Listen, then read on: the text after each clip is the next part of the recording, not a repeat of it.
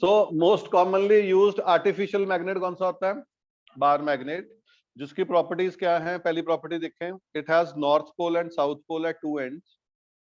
Even if you break bar magnet from the middle, both pieces will still have north pole and south pole, no matter how many pieces you break it. तो basically bar magnet को जब भी आप तोड़ोगे तो क्या होगा? नए poles बन जाते हैं, यानी मैग्नेटिक मोनोपोल्स एग्जिस्ट नहीं करते, फिर से हमेशा डायपोल्स बनेंगे. क्या बात क्लियर है? जो मैग्नेटिक फोर्स होती है पोल्स पे स्ट्रॉन्गेस्ट होती है. उसके बाद अगर इसको फ्रीली सस्पेंड करें तो ये नॉर्थ साउथ की तरफ पॉइंट करता है. किधर को पॉइंट करता है? इसका मतलब धरती की अपनी मैग्नेटिक फील्ड है, जिसका साउथ पोल नॉर्थ की तरफ है और नॉर्थ पोल साउथ की तरफ है. लेकिन जहां साउथ पोल है उसको नॉर्थ ही बोलते हैं, बिकॉज हमारा नॉर्थ उसके तरफ पॉइंट करता है, तो उसका नाम हमने नॉर्थ ही रखा हुआ. क्या बात क्लियर है? एक बार मैग्नेट है, उसका नॉर्थ पोल धरती के मैग्नेटिक नॉर्थ की तरफ पॉइंट करता है. किधर करता है? तो ऑपोजिट पोल से एक दूसरे को अट्रैक्ट करते हैं, यानी धरती का वहां पे साउथ होगा, लेकिन बोलते तो नॉर्थ ही है. अरे यार, अंदर ओदे साउथ ओदे मतलब फील्ड लाइंस अंदर घुस रही होंगी, साउथ पोल की तरह बिहेव करता होगा, लेकिन उसको बोलते नॉर्थ ही है, क्योंकि हमारा नॉर्थ उधर पॉइंट कर रहा है ना, उसका नाम होता है मैग्नेटिक नॉर्थ, और ज्योग्राफिक नॉर्थ भी उधर ही है. क्या बात क्लियर है? अच्छा, अनलाइक पोल्स एक दूसरे को अट्रैक्ट करते हैं, लाइक पोल्स रिपेल करते हैं. कोई मुश्किल चीज तो नहीं है. Bar magnet will attract all ferromagnetic substances, जितने फेरोमैग्नेटिक सब्सटेंसेस हैं ऑब्वियसली उनको अट्रैक्ट करेगा, और डायमैग्नेटिक को रिपेल करेगा. क्या बात क्लियर है? इसकी मैग्नेटिक फील्ड ऐसी होती है, नॉर्थ से फील्ड लाइंस निकलेंगी, साउथ से अंदर जाएंगी. इसने पूरी तरह से नहीं बनाई, टेक्निकली आपको अंदर भी बनानी चाहिए. क्या बात क्लियर है? अरे हाँ ना बोल लो. अरे अंदर भी तो एग्जिस्ट करेंगे. क्या बात क्लियर है कि नहीं? ये लूप्स बनाएंगी. क्या बनाएंगे? अब जो मैग्नेटिक फील्ड लाइंस है उसकी कुछ प्रॉपर्टीज आपको पता होनी चाहिए, सेम इलेक्ट्रिक फील्ड लाइंस की तरह होती हैं. ये कॉन्टिन्यूअस क्लोज लूप्स बनाती हैं, नॉर्थ से बाहर निकलती हैं, साउथ से अंदर जाती हैं, और मैग्नेट के अंदर साउथ से नॉर्थ जाती हैं, बाहर नॉर्थ से साउथ. टेंजेंट टू फील्ड किसी भी पॉइंट पे बनाओ तो क्या मिलेगी आपको? Direction of magnetic field at that point. जहां पे फील्ड लाइंस ज्यादा होंगी पर यूनिट एरिया, वहां पे स्ट्रॉन्ग फील्ड है, जहां पे दूर दूर होती है वहां पे वीक फील्ड होती है. कभी भी दो मैग्नेटिक फील्ड लाइंस इंटरसेक्ट नहीं करेंगे. क्या बात क्लियर है? नहीं तो दो डायरेक्शन हो जाएंगी सेम चीज. पहला पे सबको क्लियर है, कोई मुश्किल चीज नहीं है. उसके बाद bar magnet the magnetic dipole movement क्या है? मैग्नेटिक डायपोल मूवमेंट एक करंट लूप का क्या होता है? NIA. क्या होता है? बार मैग्नेट का मैग्नेटिक डायपोल मूवमेंट क्या होता है? Pole strength into length. क्या होगा? पोल स्ट्रेंथ कैसे रिप्रेजेंट करते हैं? छोटे m से. किससे रिप्रेजेंट करते हैं? नॉर्थ पोल की प्लस m, साउथ पोल की माइनस m. ये similar to magnitude of charge है. सही समझे? तो नॉर्थ पोल की जो स्ट्रेंथ होगी दैट इज प्लस m छोटा, एंड साउथ की जो होगी माइनस m छोटा. दोनों पोल्स के बीच डिस्टेंस कितना है? 2l. सो इसमें एक मैग्नेटिक डायपोल मूवमेंट हम लोग डिफाइन करते हैं, that is pole strength into distance between poles. Same जैसे इलेक्ट्रिक डायपोल था, q इंटू 2l, ये होगा m इंटू 2l. उसकी डायपोल की डायरेक्शन किधर से किधर थी? इलेक्ट्रिक वाले की नेगेटिव टू पॉजिटिव, इसकी होगी साउथ टू नॉर्थ. क्या तुम्हें क्लियर है? तो एक वेक्टर क्वांटिटी होती है which is m into 2l, direction from south to north. अब अगर दो एक ही डायरेक्शन में है तो उनका मैग्नेटिक डायपोल मूवमेंट प्लस कर दोगे, ऑपोजिट होंगे तो माइनस कर दोगे, 90 पे होगे तो पाइथागोरस लगा लो. क्या तुम्हें क्लियर है? हाँ ना बोलो. नेक्स्ट है magnetic field of bar magnet. क्या है? लकीली इस साल उसका था ही क्वालिटेटिव एनालिसिस, डेरिवेशन तो थी नहीं, तो आपको याद ही करनी है. बार मैग्नेट के एक्सिस पे ए पॉइंट है, आपको क्या दिख रहा है एक्सिस पे? इसकी magnetic field similar electric dipole वाली होगी. उसकी कितनी थी? 1/4 पाई एप्सिलॉन नॉट. इसकी उसकी जगह आएगा μ0/4 पाई. उसकी कितनी थी? 2pr. इसकी आएगी 2mr upon r square minus l square का होल स्क्वायर. एंड अगर शॉर्ट डाइपोल हुआ, शॉर्ट मैग्नेट हुआ, सो ये आ जाएगी μ0/4 पाई 2m/r3. अगर आप बहुत ही ढीठ है, आप इसको याद नहीं करना चाहते तो कोई चक्कर नहीं, एटलीस्ट शॉर्ट की तो याद रख. क्या बात क्लियर है? ऑब्वियसली काम आ सकता है फॉर्मूला, मैंने कहता नहीं करना, बट शॉर्ट वाला जरूर करना. सो शॉर्ट बार मैग्नेट क्या होगा? μ0/4 पाई 2m/r3. ये एक्सिस पे मैग्नेटिक फील्ड होगी. और इक्वेटोरियल लाइन पे उसकी होती थी 1/4 pi epsilon naught p upon r square plus l square की पावर 3/2.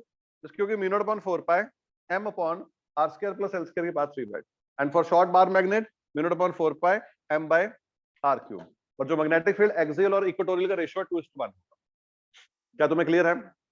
ये लकीली है क्वालिटेटिव एनालिसिस, आपको याद ही करना। इस साल तो इसके लिटरली शॉर्ट नोट सफिशिएंट है, पूरे नोट्स देख लेना, एक आधा न्यूमेरिकल आपको एक्स्ट्रा दिखेगा वो कर लेना। Bar magnet as an equivalent solenoid, again किस्मत अच्छी थी, फिर से इसका वही था क्वालिटेटिव एनालिसिस। तो जो एक सोलेनॉइड होता है क्या होता है, उसकी magnetic field on axis same होती है μ0/4 पाई 2m/r। क्या होती है बेटा? सुन लो, क्या लगे पड़े हो, ये क्या कर रहे हो? इतना दिमाग तो है नहीं कि एक पासे आ भी चल जू तो वो भी चल जू।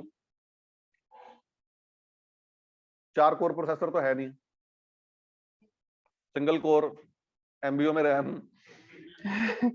इधर देखो, इधर विंडोज 11 चलनी है, इस पे 11 आ गई है ना,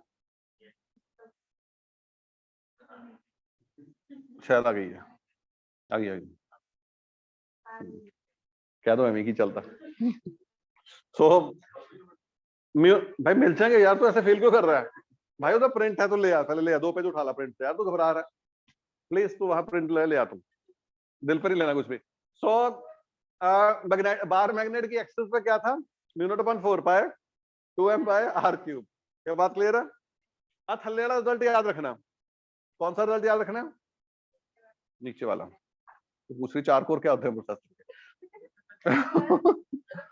सो μ0/4 पाई 2m, उल्टा लिख देना ना, इससे ये लिख लेना, अगर दिल पे ही आ गया ना तो नीचे वाले से ऊपर वाला लिख लेना 2m। m कितना हुंदा? 2 तो थल्ले लिखिया। What is m? Current into area into number of turns. इसकी लंबाई 2l होती है। क्या होती है? छोटा n होता है number of turns per unit length, तो उसको 2l से मल्टीप्लाई कर देंगे, this is total number of turns. नीचे ये आएगा परपेंडिकुलर डिस्टेंस, ये वाला, समझ गए? तो ये इसलिए ये a होता है, ये r-x होता है, तो उसका क्यूब आता है, रूट का क्यूब, तो पावर 3/2 बन जाती है। नीचे वाले से ऊपर वाला बनाना सीखे तो आपको लिखना आ जाएगा, नहीं तो कभी नहीं लिख पाओगे। क्या बात क्लियर है? पता होना चाहिए उसकी इक्विवेलेंट है, ये इसका फॉर्मूला होता है, इससे ऊपर वाला याद होना चाहिए, डेरिवेशन सल नहीं। जो एक बार मैग्नेट है, अगर इसको कभी भी यूनिफॉर्म मैग्नेटिक फील्ड में रखें, इसमें रखें, तो जैसे यहां पड़ा हुआ है, नॉर्थ वाले को राइट साइड पे फोर्स लगती है m/b, कितनी लगती है? सिमिलरली जैसे चार्ज को लगती है QE, पॉजिटिव चार्ज को किधर फोर्स लगती है? In direction of field. Similarly north pole को किधर फोर्स लगेगी? In direction of field. साउथ को ऑपोजिट डायरेक्शन में फोर्स लगेगी MB। हाँ, ऑपोजिट बना तो दिया ना। क्या बात क्लियर है? यहाँ मैग्नीट्यूड लिखना है, डायरेक्शन खुद से लिखनी है। तो ऑपोजिट डायरेक्शन में अगर मैग्नेटिक फील्ड यूनिफॉर्म है तो जितनी फोर्स आगे को लग रही थी उतनी पीछे को लग रही, तो नेट फोर्स क्या हो जाएगी? 0। नेट फोर्स क्या हो जाएगी? अब वो क्वेश्चन पूछ सकता है कि अगर मैग्नेटिक फील्ड बढ़ रही है किधर को जाएगा? अगर मैग्नेटिक फील्ड बढ़ रही है तो नॉर्थ वाला इस समय ज्यादा फोर्स महसूस करेगा, आगे को जाएगा। अगर घट रही है तो साउथ वाले पे ज्यादा लग जाएगी, वो पीछे चला जाएगा, फिर वो ट्रांसलेट करने लग जाएगा, अगर नॉन यूनिफॉर्म मैग्नेटिक है। लेकिन अगर यूनिफॉर्म है तो नेट फोर्स 0 लगेगी। नेट फोर्स 0 लगने का मतलब है ये ट्रांसलेट नहीं करेगा। बट अगर आप ध्यान से देखो, ये फोर्स इसकी ये लाइन ऑफ एक्शन है, दूसरे वाले की ये लाइन ऑफ एक्शन है, दोनों के बीच परपेंडिकुलर डिस्टेंस है 12 sin थीटा। कितना है? This is 12, this is theta, नीचे वाला कॉस, सामने वाला साइन। तो इसका मतलब इसमें टॉर्क लगेगा, बिकॉज इनका लाइन ऑफ एक्शन अलग अलग है। सो टॉर्क होगा force into perpendicular distance which is mb into 12 sin theta. Solve सोल आप करोगे, m इंटू 12 कैपिटल M होता है, तो m क्रॉस भी आएगा। क्या आएगा? लिक्विड है मैग्नेटिक डायपोल मोमेंट। सो रहा था तो जब सबके नोट चेक कर रहा था ना ऊपर, तब मैं पढ़ा रहा था। m into 12 is capital M।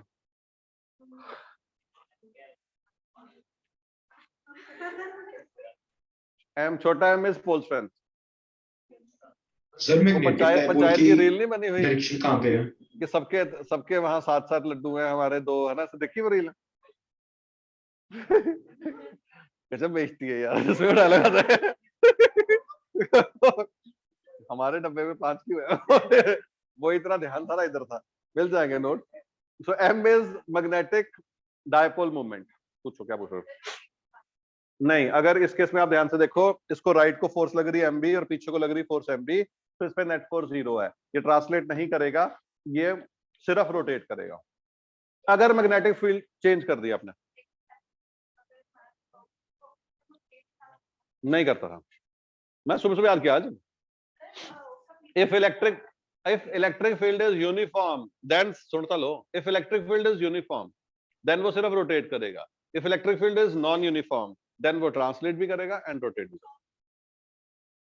हाँ, नॉन यूनिफॉर्म में तो होगी, अभी मैंने बात की, अगर मैं दोनों कर जाएगा फिर जिधर को फील्ड बढ़ रही है देख लेना किधर ज्यादा फोर्स लग रही है, उधर को ट्रांसलेट करेगा। कुछ पूछना? छोटा एम इज पोल स्ट्रेंथ, जैसे चार्ज का स्ट्रेंथ होता है छोटा क्यू, पोल का स्ट्रेंथ होता है छोटा एम। हुण इधर देखो, इथे ਇਹਦਾ वो भी कई बार पूछ लेंगे आप SHM, पहले मैं यहाँ शॉर्ट में लिख देता हूँ, फिर तुम लोग अपने नोट्स पे अगर चाहो तो लिख सकते हो। सो टॉर्क को मैं अगर थीटा छोटा हो तो टॉर्क को मैं एम बी थीटा लिख सकता हूँ, उसको के थीटा कर देना, क्या कर देना, के आ जाएगा एम बी, तो टाइम पीरियड ऑफ SHM आ जाएगा 2 pi under root I by K, root के अंदर ही तो आ जाएगा 2 pi under root I by M B. क्या बात क्लियर है? तो ये एंगुलर SHM कर सकता है जब छोटे से थीटा पे छोड़ दिया जाए, जब छोटे से थीटा पे छोड़ोगे तो टॉर्क कितना लगेगा, एम बी थीटा, उसको लिख देना के थीटा, टाइम पीरियड आ जाएगा। उधर पढ़ें प्लीज।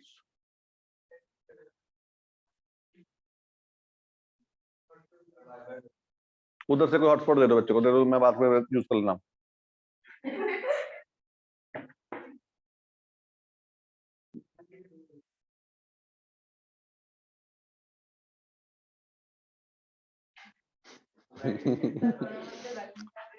निकाले। नेक्स्ट है मैग्नेटाइजेशन एंड, और पीवाईक्यूज में इस साल अर्थ मैग्नेटिज्म के क्वेश्चन नहीं करने क्योंकि अर्थ मैग्नेटिज्म नहीं है, तो ये तो कह रहा हूँ थोड़े से ही, तो बाकी थ्योरी तो है, बाकी सारी नहीं है। पेज लगा तो रेफर दा 2 पेज होने चाहिए। इधर देखो प्लीज, हाँ निकाल दो। Magnetization and magnetic intensity, please अब इसको ध्यान से समझें, ये आप बच्चे भूल जाते हो बाद में। मनसीरत इधर ध्यान दें, कोई बात नहीं, इसका पेज ही कम तो नहीं ना, उधर तो बच्चों को पूरी टेंशन है। जब आप बाहर मैग्नेट को मैग्नेटिक फील्ड में रखोगे, जब आप बाहर मैग्नेट को किसमें रखोगे, रखेंगे here B not is applied field, please ध्यान से देखें, बी नॉट इज, जब भी आप किसी बाहर मैग्नेटिक मटेरियल को आप मैग्नेटिक फील्ड में रखते हो, वो खुद की फील्ड बनाता है। जो डाया वो ऑपोजिट डायरेक्शन में थोड़ी सी बनाता है। मतलब क्या होता है, सिंपल जी लाइन बोली भी हिंदी, जो डाया मैग्नेटिक सब्सटेंस है वो अपनी मैग्नेटिक फील्ड अप्लाइड के ऑपोजिट बनाते हैं थोड़ी सी, जो पैर हैं वो सेम डायरेक्शन में बनाते हैं थोड़ी सी, जो फेरो हैं वो सेम डायरेक्शन में बनाते हैं बहुत ज्यादा, बहुत नहीं बहुत, AU 3-4 बार लिखना है, बहुत, कल समझे, जो तुम अप्लाई करते हो उससे भी बहुत ज्यादा। क्या बात क्लियर है कि नहीं? कितनी बनाते हैं? So B not is applied field, B naught क्या है, and BM is induced field, induced field वो है जो उसने खुद बनाई। क्या बात क्लियर है? जेड़े तुहाडे पैरों ते पैरा ते फेरो आ, उनके अंदर नेट फील्ड दोनों का सम होगी। हाँ, जहां अभी उसके अंदर फील्ड है तो कभी ना कभी अप्लाई की होगी, ठीक है। सो जो पैरा या फेरो है उनके अंदर जब भी अप्लाइड फील्ड करोगे तो उनके अंदर नेट फील्ड क्या बनेगी, अप्लाइड प्लस अपनी। क्या बात क्लियर है? जेडे डाया उन्होंने अंदर नेट फील्ड कितनी बनूगी, अप्लाइड माइनस अपनी, अपनी थोड़ी होती है इसलिए वो माइनस करना है। क्या बात क्लियर है? अरे वो उल्टी डायरेक्शन में बनाता है, डाया जो होते हैं उल्टी डायरेक्शन में बनाते हैं, सो माइनस करना है आपको। अब दूसरी बात समझें, जेडी अप्लाइड फील्ड होती है ये always mu not into H होती है। क्या होती है? Applied field is always mu not into H, यानी एच अप्लाइड फील्ड का फैक्टर होता है, उसको म्यू नॉट से मल्टीप्लाई कर दो, अप्लाइड फील्ड आ जाता है। And what is induced field, mu not into M, H क्यों BM क्या होता है, mu not into M, H into mu naught is applied field, mu naught into M is induced field। क्या बात clear है? ठीक है। H is called magnetic intensity, H को क्या बोलते हैं, और M को बोलते हैं मैग्नेटाइजेशन। क्या बोलते हैं? इसकी अपनी डेफिनेशन भी आपको याद रखनी है, magnetization of sample is defined as is equal to, यदि डेफिनेशन कुछ हो रही होती है, net magnetic movement per unit volume के बराबर होती है, जितना उसने मैग्नेटिक डायपोल मूवमेंट बनाया पर यूनिट वॉल्यूम, उसको हम M बोलते हैं। क्या बात क्लियर है? जो उसके अंदर मैग्नेटिक डायपोल मूवमेंट बना पर यूनिट वॉल्यूम, दैट इज जो प्रेजेंट है इनफैक्ट, ठीक है, तो दैट इज M। क्या बात क्लियर है? नहीं प्रेजेंट नहीं, जो बनेगा, बनेगा नहीं बनेगा, बनता है, होते तो बहुत सारे हैं, मान लो वो भी अगले रीजन पर लग जाएगा। So it is net magnetic dipole moment पर यूनिट वॉल्यूम, वो होगा कैपिटल एम। क्या होगा? जिसको बोलेंगे मैग्नेटाइजेशन, उसको म्यू नॉट से मल्टीप्लाई करोगे, इंड्यूस फील्ड मिल जाएगी। जेड़ा एच है उन्होंने म्यू नॉट ना मल्टीप्लाई कर दोगे, अप्लाइड फील्ड मिल जाएगी। दोनों को जोड़ देंगे तो नेट फील्ड मिल जाएगी पैरा फेरो की, दोनों को माइनस कर देंगे डाया की मिल जाएगी। क्या तुम्हें क्लियर है? ਇਹਦਾ मतलब नेट फील्ड इन पैरा और ferro is mu not H plus M and in dia it is H minus M, mu not H minus. ठीक, यहां तक क्लियर है तुम्हें? एम और एच दोनों की सेम डिमेंशन होती है, सेम यूनिट्स होती हैं, दोनों आपको याद रखनी है। इसकी यूनिट होती है एम्पियर पर मीटर, तो इसकी डिमेंशन होती है एम्पियर पर मीटर, उल्टा बोल रहा हूँ, यूनिट होती है एम्पियर पर मीटर, सो उसकी डिमेंशन आ जाएगी एम्पियर पर लेंथ। अरे यार क्लियर है? चलो आगे बढ़ते हैं। नहीं बिल्कुल नहीं आती, बिल्कुल नहीं आती है डिमेंशन। क्यों नहीं आती यार? ये क्वेश्चन बीच में ऐसा क्या अगर मुश्किल है? हाँ मुझे भी लगता है, फॉर्मूले तो नहीं लिखनी है। अच्छा, magnetic dipole movement per unit volume तो कर लो। अरे तो उसी से हो जाना तो नहीं, उससे भी कैसे करोगे? अच्छा अच्छा, फिर एम को ना छोटा एम इंटू 12 मत लिखना, फिर एन आई ए लिख लेना। आप मैग्नेटिक पर मोमेंट छोटा एम के टर्म्स में मत लिखना, फिर तुम्हें छोटे एम की डिमेंशन नहीं मालूम, तुम इसको लिखना आई इंटू ए अपॉन एल क्यूब। हाँ वो करंट अपॉन एल रह जाएगा ना। अरे डिमेंशनली तो मैग्नेटिक डायपोल मोमेंट सेम ही तो होगा। अरे यार क्या तुम याद कर लोगे? एम, अगर तुम पेपर में एम की डिमेंशन भूल गए तो उसकी फिर डेफिनेशन याद होगी, मैग्नेटिक डायपोल मोमेंट पर unit volume. Magnetic dipole moment बार मैग्नेट का मत लिखना, क्योंकि उसमें छोटा एम आ जाएगा, छोटे एम की डिमेंशन तुम्हें फिर नहीं पता होनी। उसको करंट लूप वाले से लिख लेना, current into area upon volume that is L cube. Area होता है एल स्क्वायर, ये कट गया, आई बाई आर हो गया, आई बाई एल, तो एम्पियर पर मीटर। हाँ पर डेफिनेशन याद रखो, ये सिंपल है, याद रखना पूछते हैं। क्या तुम्हें क्लियर है? और सुनना प्लीज, जेडी नेट फील्ड होंगी है, अप्लाइड फील्ड क्या थी? अप्लाइड फील्ड क्या थी? Mu not H. इंड्यूस क्या थी? Mu not M. जो नेट फील्ड है दैट इज म्यू एच होती है। ये mu is permeability of that medium, mu not is permeability of free space. So जब मीडियम दी परमेबिलिटी नो आप एच ना मल्टीप्लाई करते हैं, हमें नेट फील्ड मिलती है। और जो मीडियम की परमेबिलिटी होती है that is mu R into mu not. क्या होती है? एदा मतलब मैं बी नेट नु लिख सकता, मैं डाया या फेरो की बात कर रहा हूं, तो डाया या फेरो में मैं बी नेट को लिख दूं म्यू एच, सज्जे पासे mu not H plus M, और एम और एच के रेशो को बोलते हैं ची। एच और एम और एच के रेशो क्या बोलेंगे? काय। क्या बात क्लियर है? That is magnetic susceptibility. अरे यार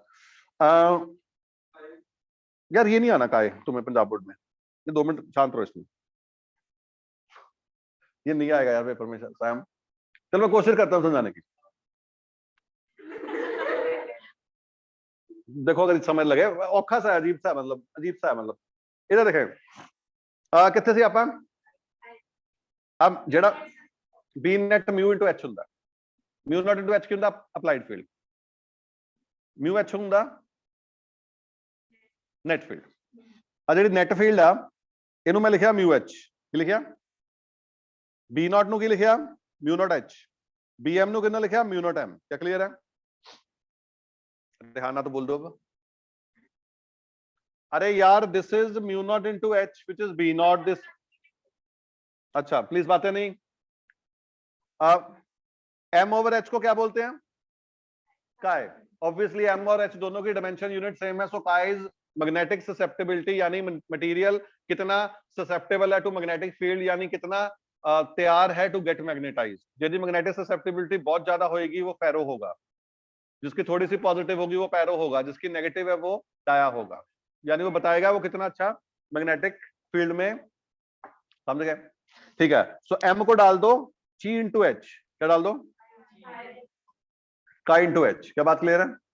ठीक है, ये तो एच कॉमन आ गया, ये एच कट जाएगा सज्जे पासे वाला, तब म्यू नु लिख दो mu R into mu nought, लिख दो म्यू नॉट कैंसिल हो जाएगा, म्यू आर का relation in terms of chi आ जाएगा, mu R is equal to 1 plus chi. अरे मैं दिल कर रहा है ची कहने का, क्या बात क्लियर है? So mu R is relative permeability which is equal to 1 plus I. क्या बात क्लियर है? हाँ बातें करो ना, बातें इतनी अच्छी बातें कर रहे हैं। Mu upon mu not is mu R. क्या बात क्लियर है? या म्यू नो लिख दो, mu R into mu nought. चलो आगे बढ़ सकता हूं मैं? ये तुम्हें टॉपिक क्लियर हुआ? ये बहुत प्यार से शॉर्ट में लिखा हुआ, आप अच्छे से घोट लो, कोई प्रॉब्लम नहीं आएगी। Next is diamagnetic substances. क्या है? अब समय लग जाएगा, पेपर में आएगा। डायमैग्नेटिक सब्सटेंसेस वो हैं जो मैग्नेटाइज होते हैं सेम डायरेक्शन में कि ऑपोजिट डायरेक्शन में? बहुत ज्यादा के थोड़े से? 2-3 एग्जांपल याद रख लेना, बिस्मथ, कॉपर, लेड, सिलिकॉन। मुझे याद नहीं आती, तुम कर लेना। क्या एग्जांपल? हाँ हाँ देखो तभी है ना। अच्छा है, आ जाता है। ਇਹਦੇ ਵਿੱਚ ਜਿਹੜੀ मैग्नेटिक फील्ड लाइन है अंदरों ज्यादा बनानी है कि बाहरों ज्यादा? बाहरों ज्यादा। क्या बात क्लियर है? अब ध्यान से सुने, ध्यान से सुने, उसको ध्यान दे रहा पूरा सो गया। इसका म्यू आर 1 से छोटा होता है। म्यू आर क्या होता है? इसका म्यू आर 1 से छोटा होगा। जब इसका म्यू आर 1 से छोटा होगा, अब 1 दूसरे पासे पे ही दो, ची क्या होगा? Negative, slightly negative. क्या होगा? ऐसा मुंह के बना रखा है। इसका जो काय है दैट इज स्लाइटली नेगेटिव। क्या बात क्लियर है? They have tendency to move from stronger field to weaker field. A magnet would repel a diamagnetic substance. क्या बात क्लियर है? ठीक है। व्हेन इधर रीजन समझो, इतना ही काफी है आपके लिए reason. When a magnetic field is applied, those electrons having, हर इलेक्ट्रॉन का अपना मैग्नेटिक मूवमेंट होता है। क्या होता है? हर इलेक्ट्रॉन का होता है। आप कड्डे भी सीगा half E V R something, कल कड्डन लगे वैसे। अरे कल परसों तो निकाल रहे थे हाफ ई वी आर, उसको एन टाइम्स बोहर मैग्नेटॉन कर तो रहे थे। जब इलेक्ट्रॉन्स रिवॉल्व, इलेक्ट्रॉन के एटम के अंदर क्या होता है? मैग्नेटिक डायपोल मूवमेंट होता है। क्या होता है? कुछ का सेम डायरेक्शन में आएगा और कुछ का ऑपोजिट डायरेक्शन में होगा। जब आप मैग्नेटिक फील्ड लगाते हो, जिनका मैग्नेटिक फील्ड लगी हुई की डायरेक्शन में मैग्नेटिक डायपोल मूवमेंट है, वो स्लो हो जाते हैं, सेम डायरेक्शन में कम हो जाते हैं, ऑपोजिट वाले तेज हो जाते हैं, because magnetic dipole movement is half E V R. क्या होगा? अरे वो क्यू वी क्रॉस बी से आता है, हमने उतना मत्था नहीं मारना, ठंड आ गई बहुत लग रही है। तो हमने पता है जो सेम डायरेक्शन वाले हैं वो स्लो डाउन होंगे, ऑपोजिट वाले तेज होंगे। यानी इनका जो इसके अंदर जो इलेक्ट्रॉन्स हैं, वो जो मैग्नेटिक डायपोल मूवमेंट बनाएंगे, ऑपोजिट वाले का बढ़ जाता है, सेम वाले का घट जाता है। तो आपको नेट मैग्नेटिक डायपोल मूवमेंट मिलता है इन डायरेक्शन ऑपोजिट। सो एक बार रीड करता हूं। When magnetic field is applied, those electrons having orbital magnetic movement in same direction slow down, and those in opposite direction speed up. This happens due to induced current in accordance to Lenz's law. क्या बात clear है? The substance develop a net magnetic movement in direction opposite to that of applied field. So hence they experience repulsion. बड़े प्यार से लिखा यार, आंसू आ गए। क्या क्लियर है? नेक्स्ट होता है पैरामैग्नेटिक सब्सटेंस। क्या होते हैं? ये वीकली मैग्नेटाइज होते हैं in direction of applied field. They have tendency to move from weak field to strong field. लेकिन थोड़ी सी फील्ड बनेगी अगर दिखानी है, फील्ड लेंस इसके अंदर दिखाना। इसका ची होगा slightly positive and mu R होगा 1 से बड़ा थोड़ा सा। क्या बात क्लियर है? अरे हाँ ना बोल लो। ठीक है। इसमें क्या होता है? इसका रीजन थोड़ा सा अलग है। इंडिविजुअल, क्या कर रहे हो? कम एग्जैक्ट लॉजिक, बिकॉज इसके अंदर मैग्नेटिक फील्ड बढ़ती है, मैग्नेटिक फील्ड लाइंस इसके अंदर जाना चाहती, ये उनको अट्रैक्ट करता है, तो फील्ड लाइंस इसके अंदर से दिखाना। अच्छा ਇਹਦੇ ਵਿੱਚ प्लीज ध्यान ना देखो। इंडिविजुअल एटम्स और आयंस और molecules possess permanent magnetic dipole movement of their own. कुछ मटेरियल्स में उनके एटम्स, थोड़ी देर उठेगा ही डायरेक्ट पैरा क्या है? कुछ मटेरियल्स में क्या होता है? एटम्स, आयंस और मॉलिक्यूल का अपना मैग्नेटिक डायपोल मूवमेंट होता है। मैं कह रहा था ध्यान दें, फोन रखें। बिकॉज ऑफ नहीं मैं भी थक गया हूं, रैंडम, इकट्ठे हो गया word, random thermal motion of atoms है। Because of random thermal motion of atoms there is no magnetisation. When external field is applied, जो इंडिविजुअल एटम्स हैं वो सेम डायरेक्शन में अलाइन हो जाते हैं। बात को समझें, क्या होता है इंडिविजुअल एटम, मॉलिक्यूल और आयंस के अंदर क्या होता है, मैग्नेटिक डायपोल मूवमेंट। क्या होता है? अब उनके अंदर मैग्नेटिक डायपोल मूवमेंट तो है कि नहीं है?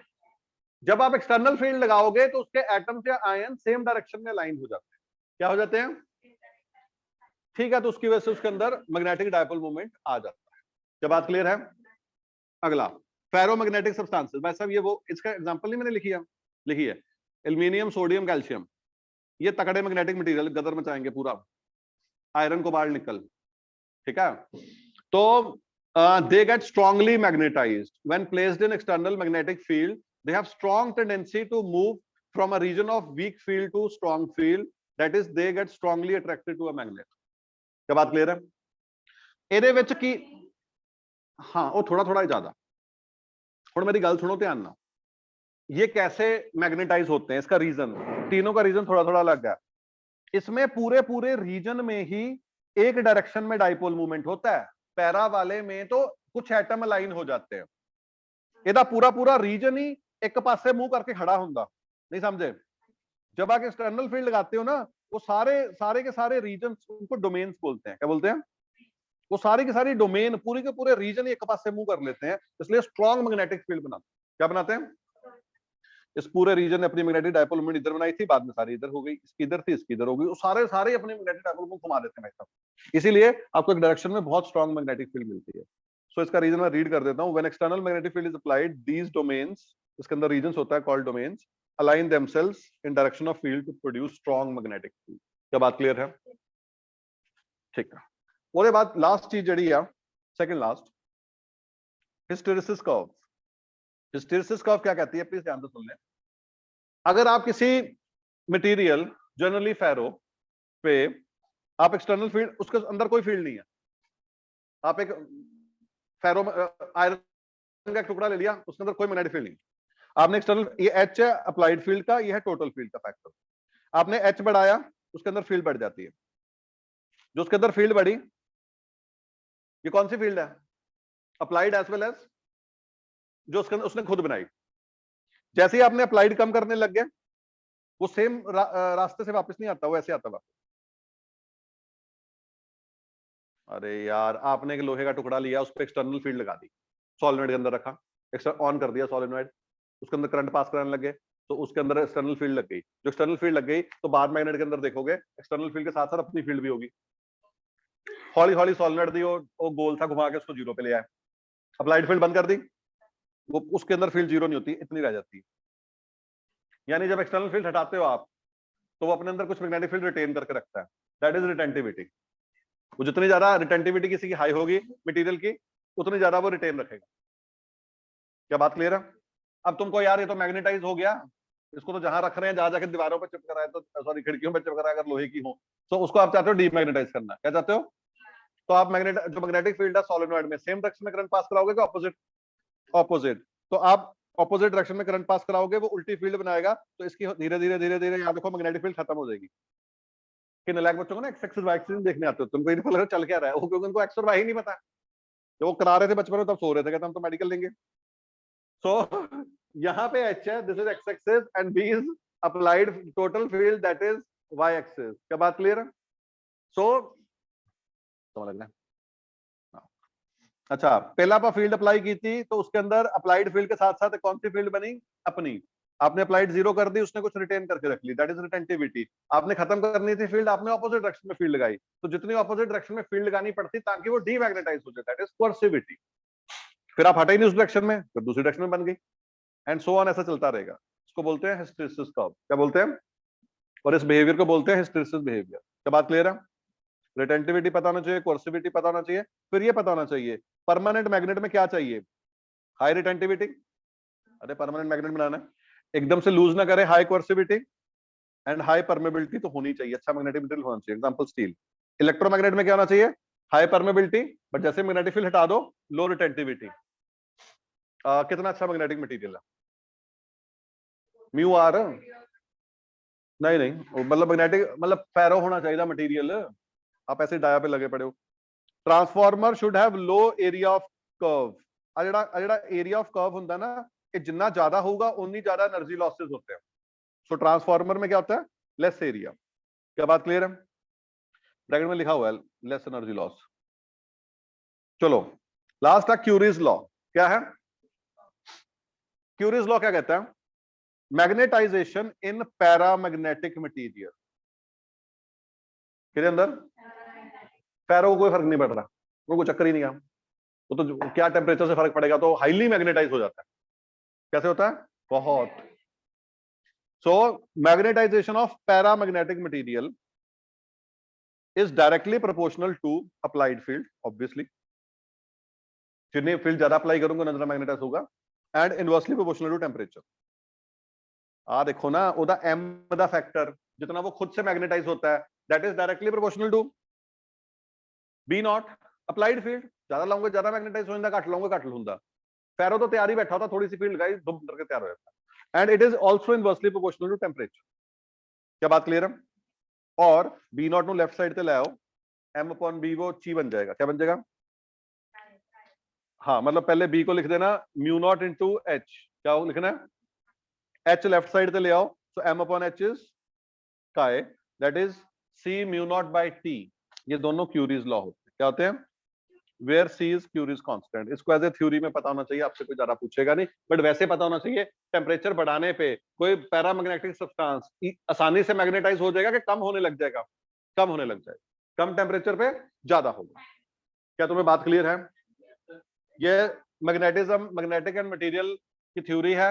इसके पीवाईक्यू आपको इससे बाहर नहीं मिलेंगे, और कहीं ना कहीं मुझे ऐसा लग रहा है शॉर्ट नोट्स में अपने पूरे नोट्स आ ही गए हैं, उसको अच्छे से पढ़ लेना, कोई ज्यादा जरूरत नहीं पड़ेगी।